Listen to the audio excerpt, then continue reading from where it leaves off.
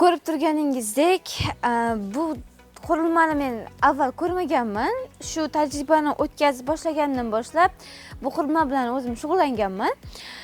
Men buni ishlatib boshlagandan boshlab har xil funksiyalarini ko'rganman. Masalan, buni aylantirsa ham bo'ladi. Lekin esingizdami, bu 3 ta oyoqni shu fokusni aniqlash uchun quyoshdan foydalanib fokusni o'z nimaga keltirgan edik. Bugun ham o'sha jarayonni amalga oshiramiz. Ko'rib turganingizdek, bu yerda ustun turibdi, ustundan soya tushib turibdi.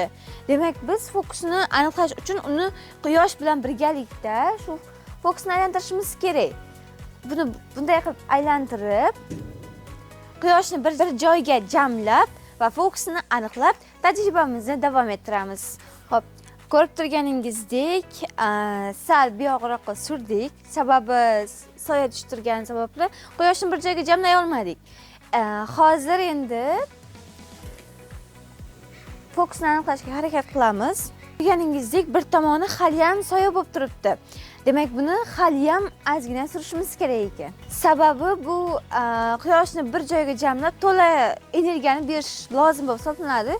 Shu uchun quyoshni jamlashimiz uchun buni yanada ozgina sursak, maqsadga muvofiq bo'lar edi.